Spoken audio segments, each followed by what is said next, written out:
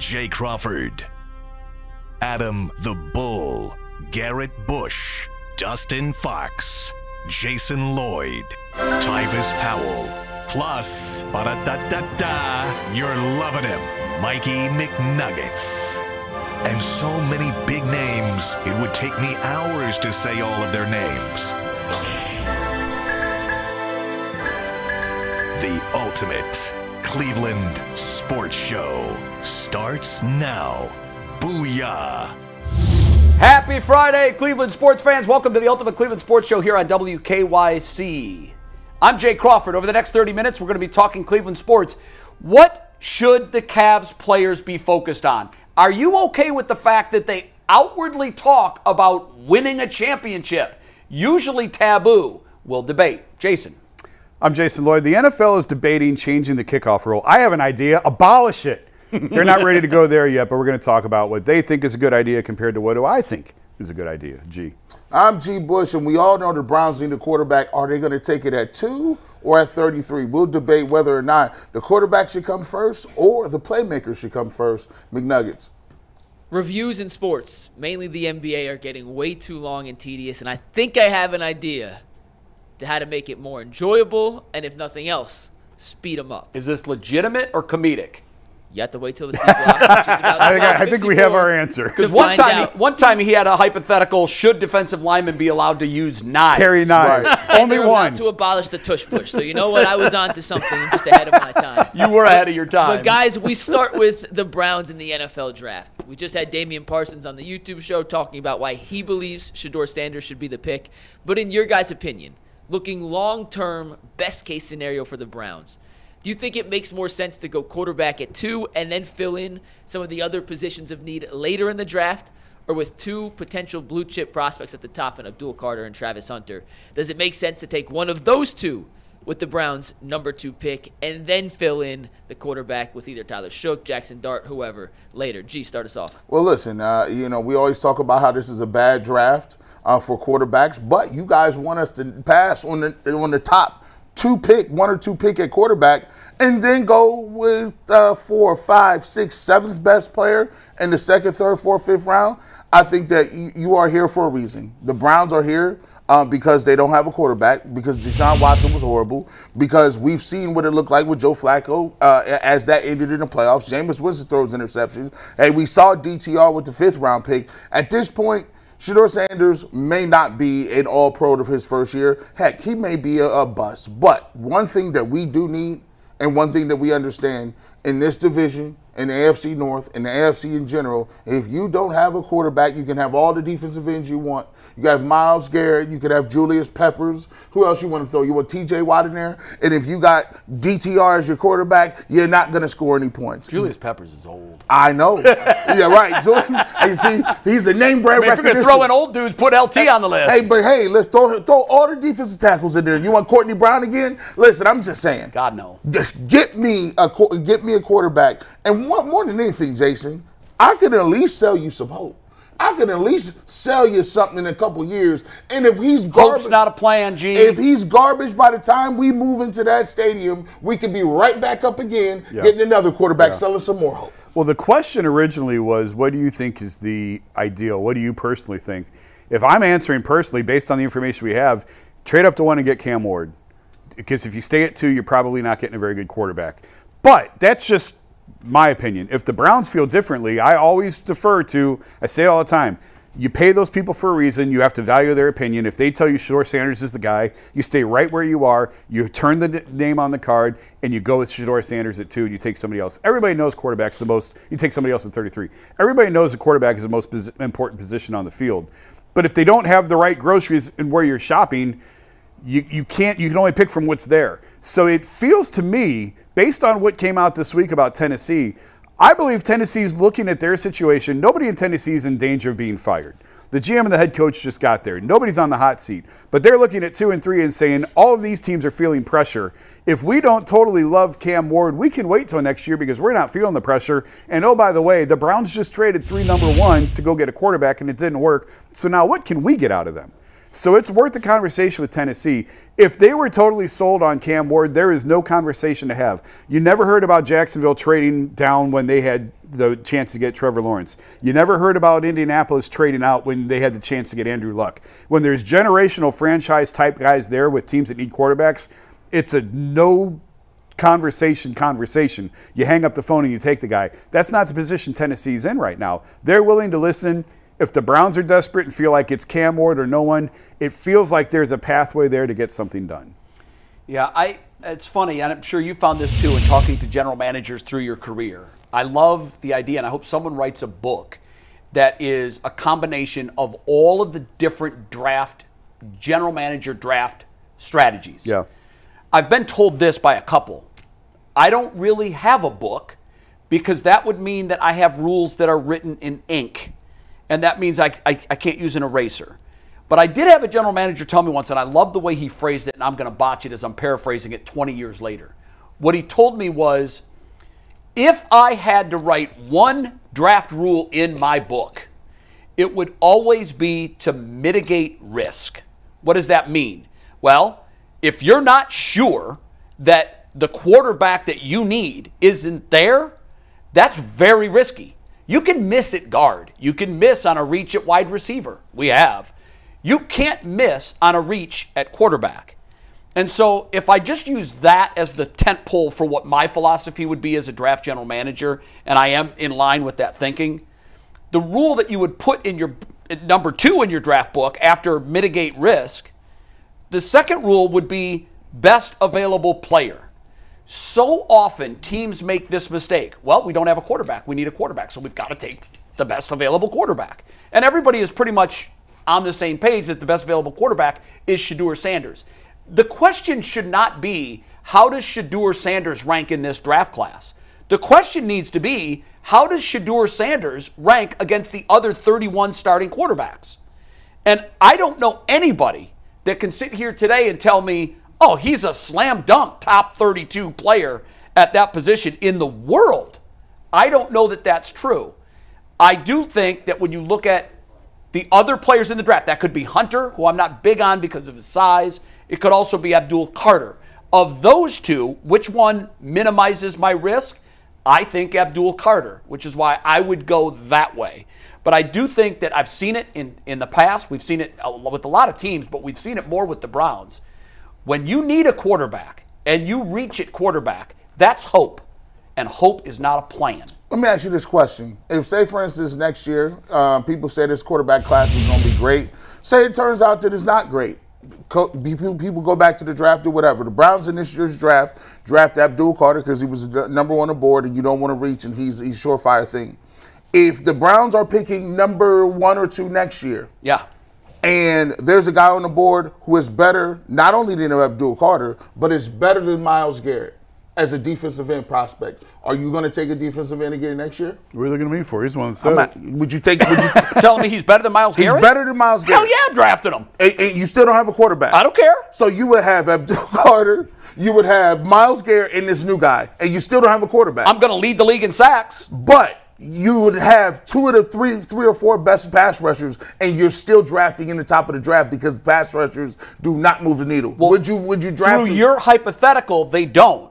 So because if we take Abdul and he has a great season and we're still drafting number 1 next year, yes, that means that the team wasn't improved. Here's what worries me about all of this. We had the best defensive player last year. We won 3 games. There you go. That's why I take the quarterback. However, I actually was kind of making a case against my own argument with someone else recently, and this person said, well, if you had the best defensive player and you only won 3 games, what does that tell you about the rest of your defense? What is that? That tells you about... It sucks. It tells you about a lot of things. Like, one of the things you could have, the Browns, they've had a solid defense. But at one point in time... last year. When are we going to score over 12 points? Well, we need to find a way to score 13 points, Jason. Or you could Maybe go this 20. way. You could go this way and say, when you're the Baltimore Ravens with Ray Lewis and an all-time great defense, you're holding your opposition to single-digit points. We've seen that. They're scoring once. 10 points a game. We've only seen the Ravens once. The Ravens and the Buccaneers. The Buccaneers. That's twice. Yeah, these teams are exceedingly rare to get. But I see what you're saying. I would take the defensive player. Just get the best player. Abdul Carter is great. If I had a quarterback, I would take him tomorrow. All that being said, I'm a little If you had a worried quarterback, about the you would be shoulder. drafting too. You're right. Yeah. You're right. And there will be other quarterbacks taken in this draft that are not taken 1 and 2 that will have successful NFL careers. I'll give you that. I agree with that. So find them at 33. Or when you're sitting there, move up to 25 and go get one that's still left that you know you can get at 25. They've got the draft capital to do that. All right, from that, Mike, do you want to set up this NFL rule change? To me, it seems, well, I'll let you set it up. Yeah, they want to encourage more kick returns. They tried to do that with the rule change last year where they changed the whole kickoff format. Now, if the ball is kicked into the end zone, certain teams are proposing the touchback gets moved to the 35-yard line, giving the offense even more of an advantage. Jason, you teased this up and teed it up for us in the intros. You're not buying any of this. Abolish the kickoff. It's a waste of time. It's an injury risk. Like, the NFL can't make up its mind. First of all, you're trying to reduce kickoffs, and you're trying to reduce the high-speed collisions. Now you're trying to bring it back. Just put the ball on the 35-yard line and snap it and let's go. There's no need to even have how many times is the ball even returned? It's very rare anymore. How many touchdowns were 3 last year, kickoff returns for touchdowns? How many were there?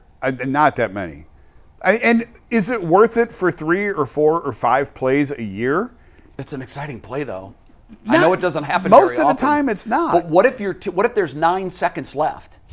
A kickoff, a drive. I hope your quarterback has a strong arm. There was 7 last year. Okay, listen. Ooh, that's 7. double what I thought it Out was. of 17, 18 weeks, 16 games a that's week. About every other week, somebody took a kickoff to the house. No. I don't think the league wants to eliminate the possibility. I agree with you on this. The league can't make up its damn mind. Yeah. 1 second, we don't like the kickoff. The next second, it's punitive to kick it into the end zone. Yeah. So we're going to further punish you. That doesn't make much sense. Put the ball to 35 and snap it. I'm confused. They look like they wanted to get rid of it, and I get the people are going to get hurt or whatever the case may be, but you can't mitigate everything. You can't basically just eliminate the fact that guys are going to get banged up a little bit. Like, if either you want it or you don't.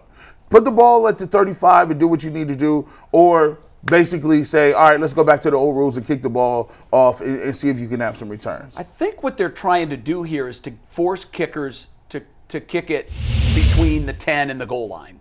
So there is at least some action on that play, because right now it's an inaction play. Yeah.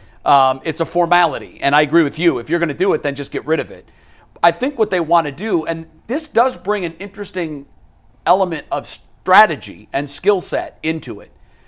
It puts a premium on the kickoff man that can kick it high and short and force the return. And I like that piece of it. You can really, almost like a punt, you can pin your opponent inside the 10 if you get that piece of it right. And I know that kickers are working on that, because it used to be blast it as far as you can. More and more NFL kickers are spending time trying to figure out how to hit the pop up to second base. Yeah. And because of that, I always like entering more strategy than less in the sport. So try it out, see what happens. I really don't want to abolish it, because if my team's down by 8 and we're getting the ball and we need a touchdown, the only hope I have is a kickoff. And I don't want to take that. I think you got better odds of throwing it to the 50 and calling a timeout or running out of bounds and throwing it in the end Hail zone. Mary. You got a better odds of that than you do running a kickback. Maybe. I don't know. 7, though, was more than I thought there was last year, because the vast majority are touchbacks. Yeah. All right, we're taking a break. When we come back, Cavaliers players this season have openly embraced their goal. Yeah, we want to win a championship. You like that method, or are you for the old school? No, we don't talk about that stuff. We'll debate it next.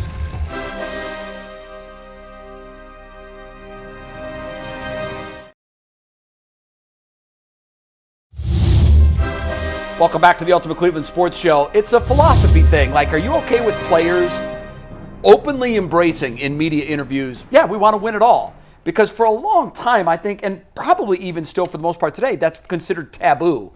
Last year, the Guardians manager, Stephen Vogt, said 2024 is successful if we win the World Series. And I was like, wow, that's refreshing.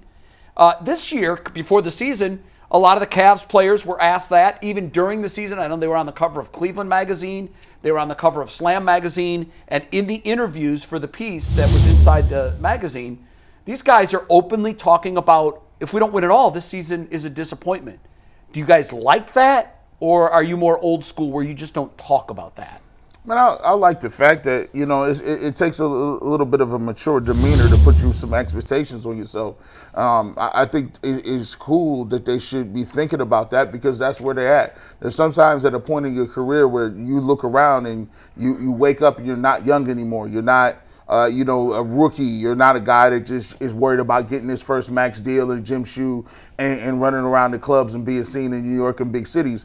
At this point, Darius Garland, Donovan Mitchell, Mobley and Allen and all those guys, they've already got those max deals. They've already, done those things. They got the rookie contracts and all that good stuff. Now it's about your legacy. What are you doing? Are you going to win or not? Because that's what you're judged by, not whether or not you're a good backcourt tandem or duo. No, it's about whether you can win or not, and that's how they judge who's top 25 players, All-NBA players, Hall of Fame players, Jason. How do you know where you're going if you don't punch in a destination? So true. In the GPS. How do you know where you're going? You're going nowhere. Yeah, you're just driving around aimlessly, burning gas. I love it. I think it's great. And, I don't know that realistically, when this team gathered in October, I don't know that a championship should have been a realistic expectation. It's great to have it. You always know where North Star is and where you're pointing. But when you look at this team coming back, first-year coach, season ended in the conference semis last year, questions about if Evan was worth the max contract, can Darius and Donovan really play together? I don't know if everyone was thinking championship, but then when you see it, when you bake the cake and you pull it out of the oven and you see what you have, yeah, it's okay to sort of readjust your goals in the middle of the season. And it became pretty obvious this team is very capable of winning a championship. It absolutely should be the goal. You can be disappointed and still be pleased with how far you went. I believe two things can be true. If they don't win it all this year, you can have degrees of success, I guess. Will you be disappointed that you didn't win it all? Of course. Should you be proud of your accomplishment? Well, let's see where it lands. If it lands in the conference finals with a loss to Boston as the defending champs, you can't be very upset with that. You can be disappointed without being totally feeling like it was a completely lost season. So we have to see where the journey ends before we know what was a success and what wasn't. But it's absolutely a good thing to talk about where you think the car should be headed, because it should be headed to another parade and another championship. Co-sign every word of what you just said. Yeah. I think it's a generational thing, guys. Our generation, at least mine, would talk about those things internally with the door closed. Yeah. And they would even be told by their manager, coach, leaders, look, we don't need to share our expectations outside this room. Yeah. We know what we're going to do. This generation is more, and I don't want to call them chest pounders, but they're more in the moment. They're more probably transparent, I think is the best way to say it. I like the fact that they've embraced it because, to your point, G, it does take a level of maturity to say something out loud to a group that others might think is crazy. I remember my first day of college. I was in speech class. We went around the room, and everybody you had to give your name, your major, and what you wanted to do when you grew up. And before that, I was always like, yeah, I'm Jay, I'm from Sandusky, I'm going to be a Major League Baseball player. Well, by the time I was in college, I'm Jay, I'm from Sandusky, and I'm going to be a television sportscaster. Well, I got the same snickers. I heard the same laughter that I used to hear when I would say I'm going to be a Major League Baseball player. It wasn't that I was cocky or arrogant. I was young and naive. I thought, well, this is what I'm going to do, and by God, I'm going to do it. Yep. And I like that. I think it does put a level of pressure on you. If there were ever moments in my career when I doubted that I was going to get there, I put myself back in that moment of embarrassment, and I kept saying, I don't even know where those people are now. Yeah. But I'm going to do it because I'm going to prove to them that I was right. Yeah. And one day when they get a 30th anniversary graduation memo from Bowling Green, they're going to see my name and say, holy shit, I remember when that guy said he was going to do it. It was that guy. So I like owning that. I like putting it out there for everybody to see. And if by some chance they happen to hit, then they look even more bold and trailblazing. What I really hate is when they minimize it and say, yeah, we're looking to make the playoffs this year. Yeah. When internally we all know that's not good enough. They all know it's not good enough. You have to put it out there. And they did. And because of that, I think they have a better likelihood of doing it. They've already been a playoff team. They've accomplished that multiple times. The next step in the progression is at least the conference finals, and this team's more than capable of going even farther than that. They could put their foot in it, win it all. Who knows? All right, we're taking a break. When we come back, I can't wait for this segment. We did it last week. It was kind of like a mystery segment where McNuggets thought it up, but we didn't know where he was going with it. We've got another one of those about reviews in sports. I have a feeling this was precipitated by all of the fourth quarter reviews in last night's game. Stay with us.